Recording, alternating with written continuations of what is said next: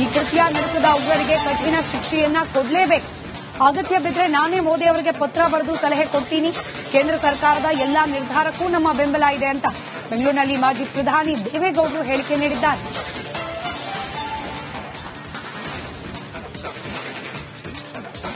ಕಾಶ್ಮೀರದ ಘಟನೆಯ ಬಗ್ಗೆ ಕೇಂದ್ರ ಸರ್ಕಾರ ಏನು ನಿರ್ಣಯ ತೆಗೆದುಕೊಂಡಿದ್ದಾರೆ, ಮೊದಲನೇ ಬಾರಿ ಪ್ರವಾಸಿಗರ ಮೇಲೆ ಇಂಥ ದೌರ್ಜನ್ಯವನ್ನ ಏನು ಟೆರರಿಸ್ಟ್ ಮಾಡಿದ್ದಾರೋ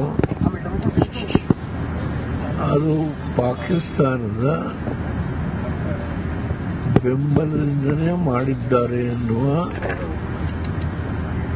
ಮಾಹಿತಿ ಕೇಂದ್ರ ಸರ್ಕಾರದ ಕೈಯಲ್ಲಿದೆ. ಇಡೀ ರಾಷ್ಟ್ರ ಎಲ್ಲ 140 ಕೋಟಿ ಜನ ಈ ವಿಷಯದಲ್ಲಿ ಕೇಂದ್ರ ಸರ್ಕಾರ ಪ್ರೈಮ್ ಮಿನಿಸ್ಟರ್ ಆಗಿ ಏನ್ ಮಾಡಿದೆ ಅದೆಲ್ಲ ಬಿಡ ಪ್ರಶ್ನೆ.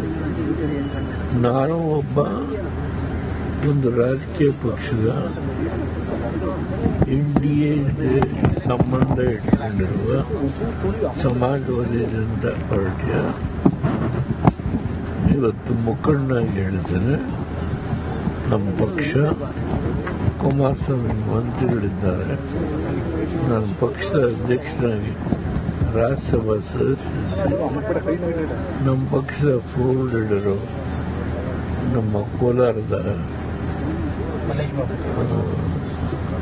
ನಮ್ಮ ಬೆಳಗಾಂ ಈ ಕೃತ್ಯ ನಡೆಸಿದ ಉಗ್ರರಿಗೆ ಕಠಿಣ ಶಿಕ್ಷೆಯನ್ನ ಕೊಡಲೇಬೇಕು. ಅಗತ್ಯ ಬಿದ್ದರೆ ನಾನೇ ಮೋದಿ ಅವರಿಗೆ ಪತ್ರ ಬರೆದು ಸಲಹೆ ಕೊಡ್ತೀನಿ. ಕೇಂದ್ರ ಸರ್ಕಾರದ ಎಲ್ಲಾ ನಿರ್ಧಾರಕ್ಕೂ ನಮ್ಮ ಬೆಂಬಲ ಇದೆ ಅಂತ ಬೆಂಗಳೂರಿನಲ್ಲಿ ಮಾಜಿ ಪ್ರಧಾನಿ ದೇವೇಗೌಡರು ಹೇಳಿಕೆ ನೀಡಿದ್ದಾರೆ.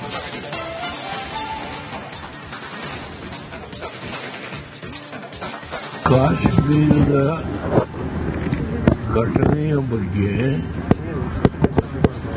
ಕೇಂದ್ರ ಸರ್ಕಾರ ಏನು ನಿರ್ಣಯ ತೆಗೆದುಕೊಂಡಿದ್ದಾರೆ, ಮೊದಲನೇ ಬಾರಿ ಪ್ರವಾಸಿಗರ ಮೇಲೆ ಇಂಥ ದೌರ್ಜನ್ಯವನ್ನ ಏನು ಟೆರರಿಸ್ಟ್ ಮಾಡಿದ್ದಾರೋ ಅದು ಪಾಕಿಸ್ತಾನದ ಬೆಂಬಲದಿಂದನೇ ಮಾಡಿದ್ದಾರೆ ಎನ್ನುವ ಮಾಹಿತಿ ಕೇಂದ್ರ ಸರ್ಕಾರದ ಕೈಯಲ್ಲಿದೆ. ಇಡೀ ರಾಷ್ಟ್ರ ಎಲ್ಲ 140 ಕೋಟಿ ಜನ ಈ ವಿಷಯದಲ್ಲಿ ಕೇಂದ್ರ ಸರ್ಕಾರ ಪ್ರೈಮ್ ಮಿನಿಸ್ಟರ್ ಆಗಿ ಏನ್ ಮಾಡಿದೆ ಅದೆಲ್ಲ ಬಿಡ ಪ್ರಶ್ನೆ.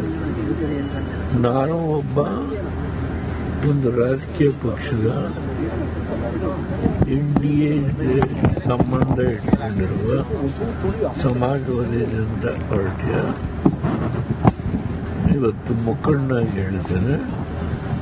ನಮ್ಮ ಪಕ್ಷ ಕುಮಾರಸ್ವಾಮಿ ಮಂತ್ರಿಗಳಿದ್ದಾರೆ, ನಾನು ಪಕ್ಷದ ಅಧ್ಯಕ್ಷನಾಗಿ ರಾಜ್ಯಸಭಾ ಸದಸ್ಯರಿದ್ದೇನೆ. ನಮ್ಮ ಪಕ್ಷದ ಫ್ಲೋರ್ ಲೀಡರು ನಮ್ಮ ಕೋಲಾರದ ನಮ್ಮ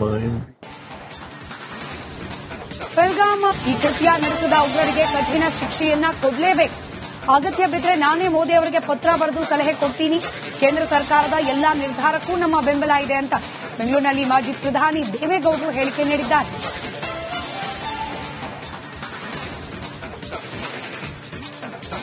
ಕಾಶ್ಮೀರದ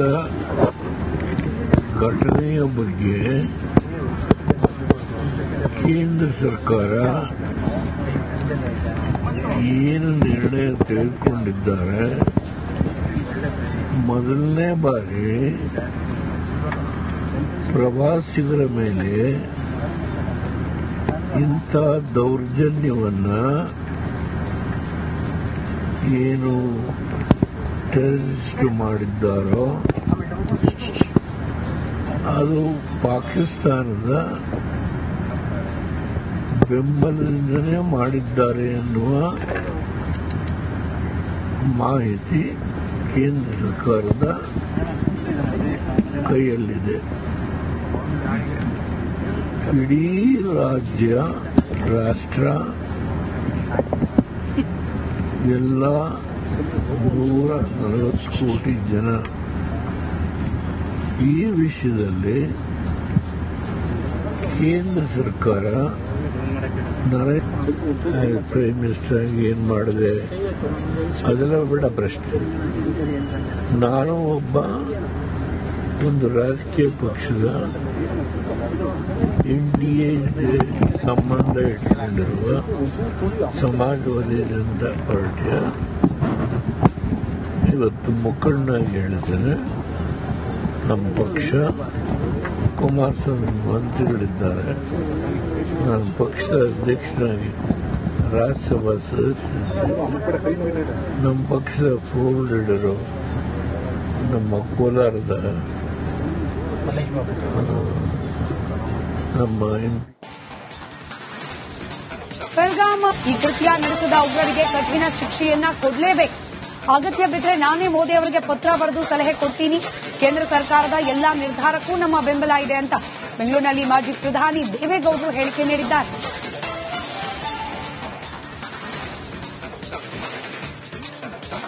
ಕಾಶ್ಮೀರದ ಘಟನೆಯ ಬಗ್ಗೆ ಕೇಂದ್ರ ಸರ್ಕಾರ